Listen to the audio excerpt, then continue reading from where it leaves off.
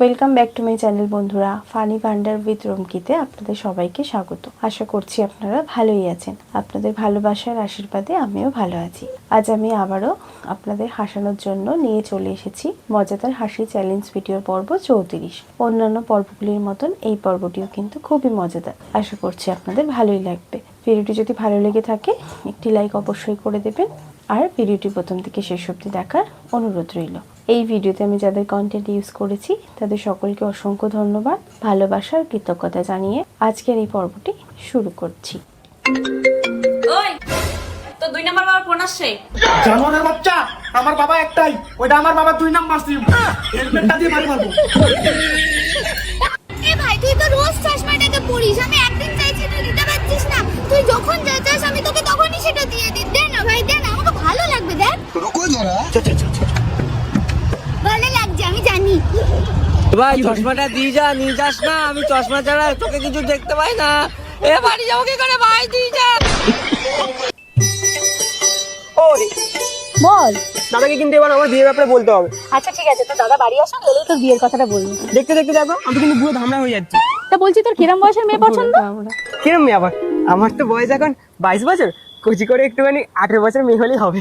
বাবা মুখে হাসি দেখো। কি বলবো? ঠিক আছে, তোর দাদা আসুক, 18 বছরের মেয়ে দেখতে বলবো। হে ভগবান তেরি লীলা अपरंपार। আচ্ছা তোর দাদা যদি 18 বছরের মেয়ে না পায়? বাবা তাহলে তো আরো ভালো, 9 বছরের দুটো হলেই হবে। কি করে? বলো বেরুজি মহারাজ। একটি বাচ্চা ছেলে ক্লাস 2 এ পড়ে। হঠাৎ করে একদিন বাড়িতে কাউকে না বলে বাইরে বেরিয়ে চলে গেছে। বাবা মা আত্মীয় স্বজন খুব চিন্তিত, খোঁজ কিন্তু খুঁজে পাওয়া যাচ্ছে না। রিপোর্ট করা হয়েছে। In the meantime WhatsApp গ্রুপে, ইনস্টাগ্রামে, ফেসবুকেও তার ছবি দিয়ে পোস্ট করা হয়েছে। পোস্টে লেখা হয়েছে যে কোনো সহৃদয় ব্যক্তি যদি এই বাচ্চাটিকে খুঁজে পান তাহলে এই ঠিকানায় তাকে দিয়ে যাবেন। পোস্ট গুলো খুব ভাইরাল হয়ে গেছে। 2 ঘন্টার মধ্যে একজন ভদ্রলোক সেই বাচ্চাটিকে বাড়িতে এসে দিয়ে চলে গেছে। তারপর থেকে 1 মাস হয়ে গেল সেই বাচ্চাটি আর বাড়ির থেকে স্কুলে যেতে পারছে না। বলেছিলাম পোস্ট গুলো খুব ভাইরাল হয়ে গেছে। যখনই বাচ্চাটি বাড়ির থেকে স্কুলে যেতে যায়, রাস্তায় কেউ না কেউ ওকে দেখে চিনতে পারে আর তাকে ধরে নিয়ে এসে বাড়িতে দিয়ে আবার চলে যায়। হ্যাঁ বলো, তোমার বাবার কি সমস্যা? দেখেন ডাক্তারবাবু, বাবার মনে হয় কিছু হয়েছে। সারাদিন কম্বল মুড়ি দিয়ে বসে থাকে এরকম ভাবে। তা তোমার বাবা কোনো রোগ টোক নেই তো? না না, কোনো রোগ টোক হয়নি, জমে থেকে ঠান্ডা পড়েছে এবং কম্বল মুড়ি দিয়ে ঝিমিয়ে বসে থাকে। ও এনা ওষুধটা এনে তোমার বাবাকে খাবি দেবা। ডাক্তারবাবু, এটা কোন ওষুধের দোকানে পাবো? না না, এটা কোনো ওষুধের দোকানে পাবা না, এটা কাউন্টারে পাবা। আমরাই সেই বাঙালি। হ্যাঁ হ্যাঁ, আমরাই সেই বাঙালি যারা চায়ে চিনি খায় না, কিন্তু কেউ যদি ভালোবেসে মিষ্টি দেয় তখন আর তাকে মানা করতে পারি না। মিষ্টি দেখলে সেখান থেকে আর উঠতে ইচ্ছে করে না। কিন্তু চায়ে আমরা চিনি খাই না, চিনি স্বাস্থ্যের জন্য ক্ষতিকর। আবার ঘরে যদি কুটুম আসে মিষ্টি না নিয়ে, তখন আমরা বলি হ্যাঁ হাতে করে ঠুনি মিষ্টিও আনে নাই গা। কিন্তু চায়ে আমরা চিনি খাই না, চিনি স্বাস্থ্যের জন্য ক্ষতিকর।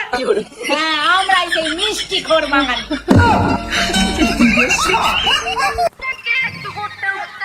দাদা তোমার ফোনটা দাও না, একটা কল করবো। ঠিক আছে। কাকে ফোন করছো? এই একটু গার্লফ্রেন্ডকে ফোন করছিলাম।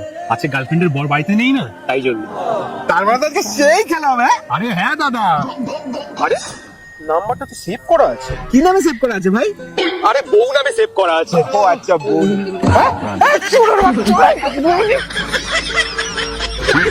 বৌমা এখনো ঘুম থেকে ওঠোনি? অনন্যা ওঠো, আরে অনন্যা ওঠো। আরে আজকে বিয়ের পর শ্বশুর বাড়িতে তোমার প্রথম দিন, ওঠো। কি করেছে? ঘুমাতে দাও। উঠে একটু চা করো, তোমার শ্বশুর মশাইকে দাও, আমাকেও দাও। বেলা 12টার সময় চা খাওয়াবে নাকি? কি হলো বৌমা, তুমি বেডরুম থেকে বেরাচ্ছ না কেন? মা আমি রেডি হচ্ছিলাম, 5 মিনিটে আসছি। চা দোকানি দরজা না, বরিশালের বউ এসেছে, দেখতে চলো না। এই নিন মা চা। দাও দাও দাও। কাল থেকে সকাল 7টার মধ্যে ঘুম থেকে উঠে পড়বে। এত ঘুমটা দিবার দরকার নেই। লজ্জা পাচ্ছ কেন? আচ্ছা বৌমা, তোমার মিষ্টি মুখটা একটু দেখি। কেন লজ্জা পাচ্ছ কেন? আরে লজ্জা পেও না। চায়ের দোকান। গুড মর্নিং শাশুড়ি মা, গরম চা বানিয়ে খাওয়ার না। তাহলে এটা কি? ছি ছি ছি ছি, অলক্ষণা।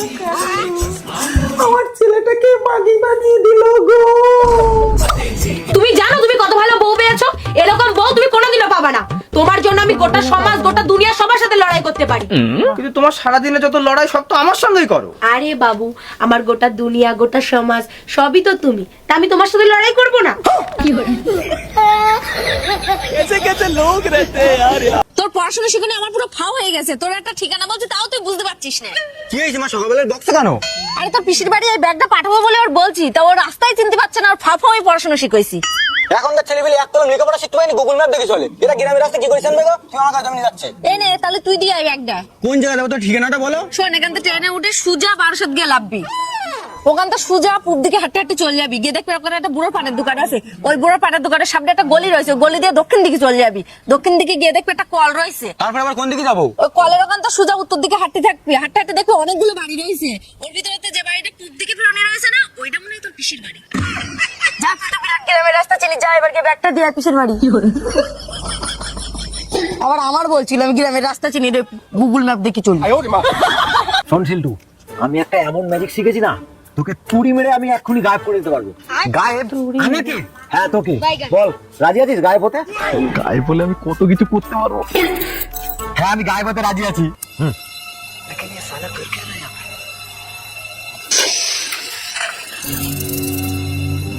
শিল্টু, আরে শিল্টু কোথায় ভাই? তুই তুই সত্যি গায়েব হয়ে গেলি নাকি? আরে এই, কোথায় ভাই?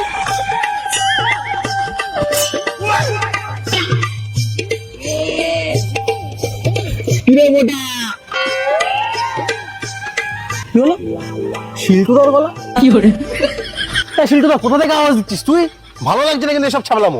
আরে মোটা, আমি তো তোর সামনেই দাঁড়িয়ে, দেখতে পাচ্ছিস না? আরে পাগল, তোকে দেখতে পেলে কি আমি ছাপলামো লাগতাম? আর দেখতে পাচ্ছি না বলে তো বলছি। আমি সত্যি সত্যি গায়েব হয়ে গেছি। কোথা থেকে আওয়াজ দিচ্ছে? মেল ট্রেনের মতো আসলো, এক্সপ্রেস ট্রেনের মতো চলে গেল। চিন্টু। শিল্টুদার গলা? কোথা থেকে ডাকবো মালটা? আরে চিন্টু, আমি তোর সামনে, দেখতে পাচ্ছিস না আমাকে? আরে আমি তো সবই ঠিকঠাক দেখতে পাচ্ছি।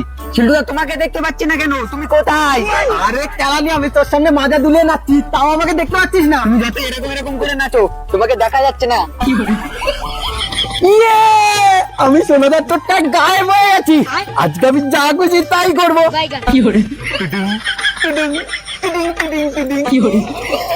আরে শিল্টুদা, তুমি কোথায় দৌড়াতে দৌড়াতে চলে গেলে? আরে গায়েব হওয়ার মন্ত্রটা তো বলে যাও, আমিও তো গায়েব হতে চাই। রিতম, শিল্টুদার গলা পেলাম মনে হলো। ভুল শুনলাম নাকি? ফাঁকা মাঠে তো কাউকেই দেখতে পাচ্ছি না। আরে রিতম, আমি তো সামনে দাঁড়িয়ে, ফাঁকা মাঠে দেখতে পাচ্ছি যে হাত মারছি, দেখ। আরে শিল্টুদা, তুই যত এরম এরম করে হাত মারা, আমি তোকে দেখতে পাচ্ছি না। কিতনি খুশি, আমি গায়েব, আমি গায়েব, আমি গায়েব। আরে শিল্টুদা, তুই যতই এরম এরম করে গায়েব বলিস, আমি সত্যি তোকে দেখতে পাচ্ছি না।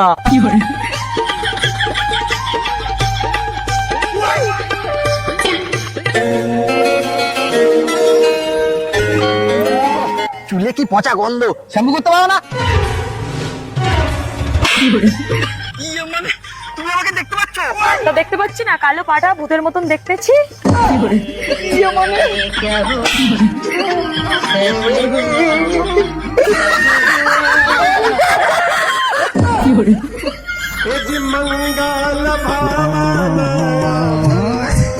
लेकिन ये साला कर क्या रहा है? ও বাদরের গলায় আবার মুক্তোর মালা। তুই তোরটা নিত। কি দরকার ছিল ঝামেলা করো? আর তোমাকে বাদর বলবো আমি চুপচাপ থাকবো?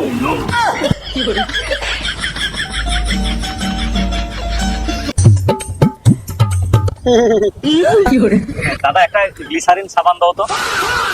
আচ্ছা গ্লিসারিন সাবান।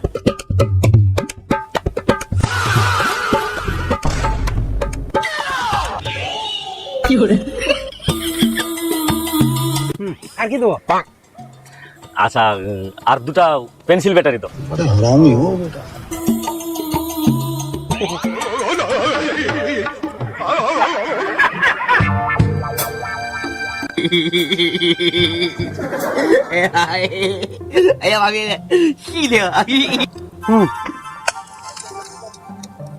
আর কত হয়েছে তাহলে আমার একটু হিসাব করো।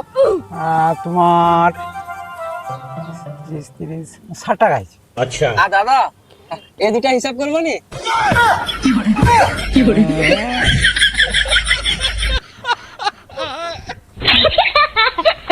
এই ছায়া থাকস কেন কি কবি ক এ তুমি রেডি হয়েছো? এখনো তুমি রেডি হওনি? কোথায় যাবা? কেন সেদিন যে আমি বললাম বাবার বাড়ি যাব, তুমি তো এখনো রেডি হওনি। যাও তাড়াতাড়ি গিয়ে রেডি হয়ে আসো। আজকে যাব না, অন্য কোনো দিন যাব। আজকে না আমার শরীরটা একটু ভালো লাগছে না, কেমন কেমন যেন একটা লাগছে। আজকে যাবে না? না। আচ্ছা তোমাকে একটা কথা জিজ্ঞাসা করব। কি কথা? কয়েকদিন ধরে আমি একটা জিনিস লক্ষ্য করছি, আমি যখনই বলি আমি বাবার বাড়ি যাব, তুমি তখনই একটা করে বাহানা করো। আসলে ব্যাপারটা কি বলো তো? বলছি দাঁড়াও। হ্যাঁ হ্যাঁ বলো। তোর শোনো, একটা দোকানে তুমি শাড়ি কিনতে গেছো, সেখানে তুমি 10টা শাড়ি দেখার পরে একটা শাড়ি ওখান থেকে তোমার খুবই পছন্দ হয়েছে। আচ্ছা। মানে খুব পছন্দ হয়েছে, নেবেই তুমি।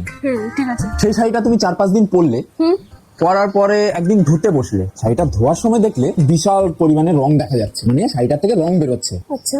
এবার যে দোকান থেকে তুমি এই শাড়িটা নিয়ে আসছো, তাহলে কি তুমি সেখানে যাবে? আর কোনোদিনও যাব না, আরো গিয়ে 10 কথা শুনিয়ে দিয়ে আসবো। আচ্ছা, এবার ওই শাড়িটা খারাপ শাড়ি বেরিয়েছে, তুমি গেলে আবার ওই দোকানে, ওনাকে দুটো কথা শোনাতে, এবার ওই দোকানদারই তোমাকে উল্টো শুনিয়ে দিল, তাহলে তোমার কেমন লাগবে? সে আমাকে কেন শোনাবে? ওই তো খারাপ শাড়ি দিয়েছে, উল্টে আমি ওকে শুনিয়ে দিয়ে আসবো। তাহলে তুমি বলো সেই দোকানে কি আর কোনোদিন যাবে?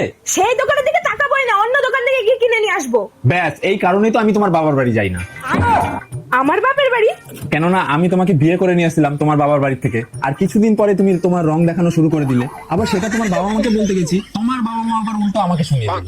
তো আমি আর কি হিসেবে সেখানে যাব বলো তুমি? তার মানে এই কাপড় দোকান সবকিছু কি আমাকে মিন করে বলা? হ্যাঁ, তোমাকে আর তোমার বাবার বাড়ির লোককে। তোকে আর যেতে হবে না আমার বাবার বাড়ি। কে যাবেটা কে? কার যাওয়ার ইচ্ছা আছে ওখানে?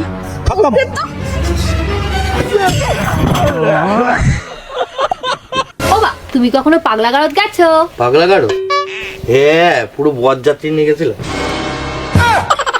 দাঁড়াও, মারি গিয়ে এক্ষুনি বলছি। বলিস না ছাড়ো তুমি। তোর মা বক পে জানতে হলি না তুমি ছাড়ো, এক্ষুনি গিয়ে মারি বলছি। ছাড়ো ছাড়ো। মেয়েটা তুই। ভিডিওটি কেমন লাগলো অবশ্যই কমেন্ট বক্সে কমেন্ট করে জানাবেন। ভিডিওটি যদি ভালো লেগে থাকে একটি লাইক কিন্তু করে দেবেন। এরম আরও মজার ভিডিও পেতে আমার এই চ্যানেলটিকে সাবস্ক্রাইব করতে একদমই ভুলবেন না। খুব শিগগিরই দেখা হবে নতুন একটি পর্বে।